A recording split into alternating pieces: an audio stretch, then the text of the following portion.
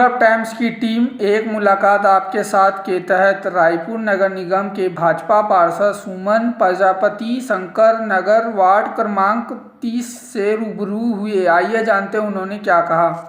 सुमन राम प्रजापति, पार्षद, शंकर नगर वार्ड से। अभी मैम 3 से 4 साल हो रहे हैं आपको पार्षद बनते हुए, तो इन 3 से 4 साल की विगत में विकास कार्य किस किस चीज़ के विकास कार्य किए गए आपके वार्ड में, बता सकते हैं मैम? जी, हमारे वार्ड में शंकर नगर वार्ड आता है, उसमें विकास के कार्य बहुत हुए हैं। इसके अंतर्गत जितने भी वार्ड में उद्यान है उसमें मरम्मत के कार्य भी किए हैं और स्ट्रीट लाइट भी लगवाए हैं।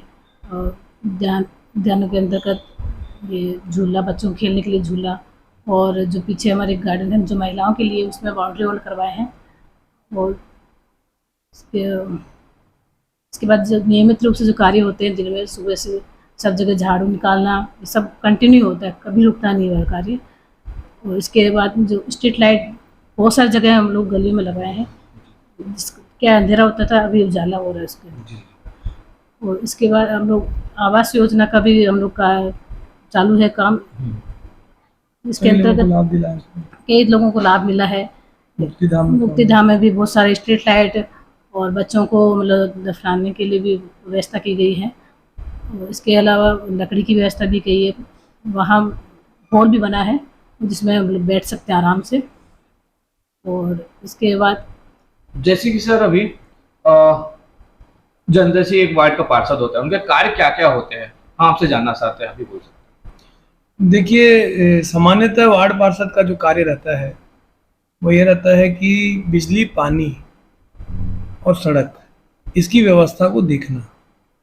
अब हमारे वार्ड में 2019 में जब निर्वाचन हुआ तो उसके तत्काल बाद में आया कोविड-19 के दौरान एक पार्षद सफाई, बिजली और सड़क से ऊपर उठकर लोगों को वैक्सीनेशन लगवाना, उनका कोविड टेस्ट कराना, उनको हॉस्पिटल में भर्ती कराना, उनको ऑक्सीजन की व्यवस्था कराना, लगातार 2 साल हम लोगों ने ये प्रमुख कार्य समझा और सेवा कार्य समझते हुए प्रत्येक व्यक्ति के वैक्सीनेशन पर जोर दिया।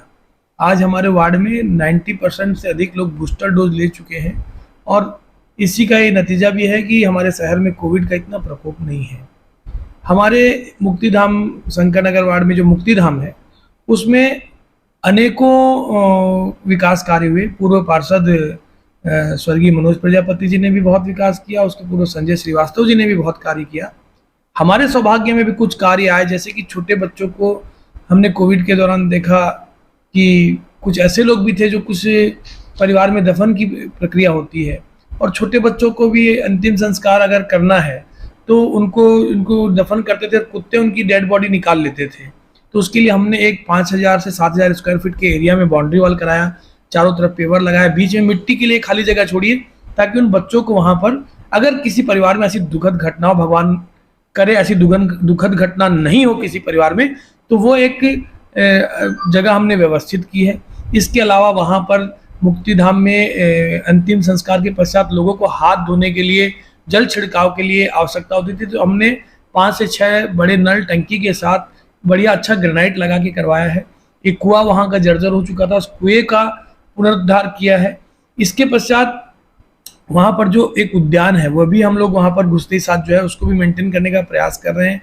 और वहाँ पर जलाने के लिए लकड़ी की व्यवस्था नहीं थी, दूसरे मुक्तिधाम से लकड़ी लानी पड़ती थी, तो एक कक्ष जलाऊ लकड़ी के लिए भी वहाँ पर हमारे इस कार्यकाल में वह बनाया गया है। इसके अलावा उस मुक्तिधाम में लगभग 15 से 16 विद्युत के पोल लगाए गए हैं, 30 से 32 लाइटें लगाई गई हैं और मुक्तिधाम में एक चौकीदार भी रखा गया है ताकि वह वहाँ पर बराबर साफ सफाई व्यवस्था कर सके।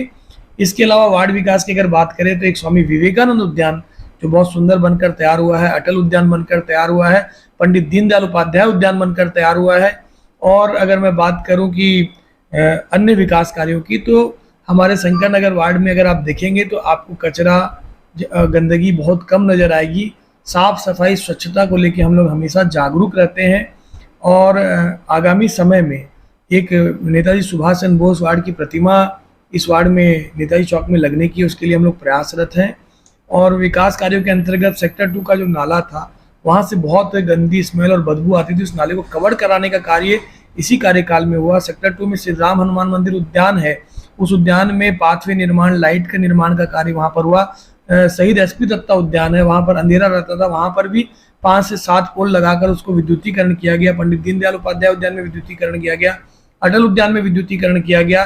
स्ट्रीट लाइट कम से कम 50 से अधिक पोल हम लोग अपने वार्ड में लगाए और 50 से अधिक पोल लगाने की हमारी इसमें कार्य प्रणाली आगे बढ़ रही है।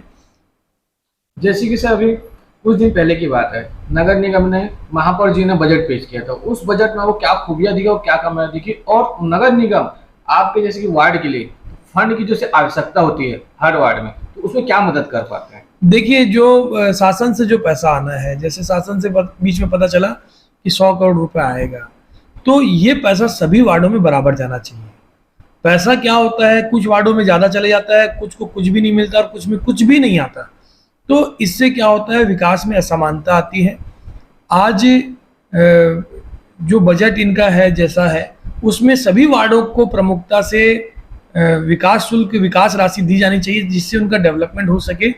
और निश्चित रूप से पिछले 3.5 सालों में मैं नहीं कहता कुछ कार्य हुए हैं, लेकिन जिस रफ्तार से होना चाहिए उस रफ्तार से नहीं हो पाए, ऐसा मेरा कहना है।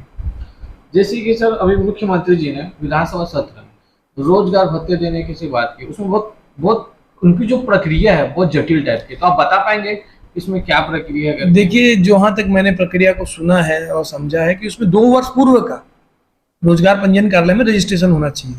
अब आप एक बात बताइए कि 2 वर्ष पूर्व कितने लोगों ने किया होगा और अभी जो बेरोजगार है उनका क्या होगा। मतलब ये है कि मुझे ऐसा लगता है कि ये एक छलावा है। अगर आपको देना है तो सभी जो बेरोजगार उनको बोलिए पंजीयन कराएं 6 महीने के अंदर, और उसके पश्चात सभी को 2500 रुपये का भत्ता दें, तब तो हम ये मानेंगे कि भाई छत्तीसगढ़ के प्रत्येक बेरोजगार युवा को भत्ता मिल रहा है। जैसे सर गर्मी के दिन आ रहे हैं, अभी चालू हो गया है, हर वार्ड में पानी की समस्या होती है, तो आपके वार्ड में जैसे पानी की समस्या है या टैंकर मुक्त वार्ड है, आप क्या बता सकते हैं? देखिए सर, मैं अपने आप को सौभाग्यशाली कहूँगा कि इस वार्ड में जितने भी पूर्व पार्षद रहे उन्होंने इस व्यवस्था को बहुत अच्छा बना के गए हैं, और अमृत मिशन का कार्य हमारे वार्ड में 90% से ऊपर हो गया है, और 60% क्षेत्र में अमृत मिशन का जल भी आना प्रारंभ हो गया है। 40% जो हमारा क्षेत्र बचा है, क्योंकि सीएम हाउस के पास एक इंटर कनेक्शन होना है, वो इंटर कनेक्शन होने के पश्चात रेस्ट जो हमारा एरिया है उसमें भी पानी आना चालू हो जाएगा। और टैंकर हमारे यहाँ लगते हैं, गर्मी के दिनों में 5 से 7 टैंकर लगते हैं, क्योंकि वार्ड बहुत बड़ा है। और सबसे बड़ी बात, हमारे वार्ड के ईश्वरी नगर क्षेत्र, गोरखापारा क्षेत्र और यादवपारा क्षेत्र, ये तीनों क्षेत्रों में अमृत का पाइप हर घर घर के अंदर चला गया है। तो आने वाले समय में हमारे वार्ड के जो नागरिक हैं उनको लाइन लगाकर टैंकर का जल नहीं लेना पड़ेगा। हमारे युवाओं क्या संदेश देना चाहते हैं सर? देखिए, निश्चित रूप से युवा इस देश के भविष्य हैं, और हर युवा को राजनीतिक क्षेत्र में आगे आना चाहिए। अगर हम ये सोच लेंगे कि राजनीतिक क्षेत्र बहुत जटिल है, बहुत कठिन और बहुत बेकार मार्ग है, तो इसमें अच्छे लोग नहीं आ पाएंगे। इस देश को नरेंद्र मोदी जैसे, योगी जी जैसे अच्छे नेताओं की जरूरत है, और अच्छे युवाओं को स्वामी विवेकानंद जी का जो एक लक्ष्य है, उठो जागो और तब तक ना रुको जब तक लक्ष्य की प्राप्ति ना हो, ऐसे युवाओं को अपना एक लक्ष्य राजनीति में लेके आना पड़ेगा, तब इस देश का उद्धार हो सकेगा, और ये जो हमारा देश है ये अखंड भारत की ओर बढ़ सकेगा।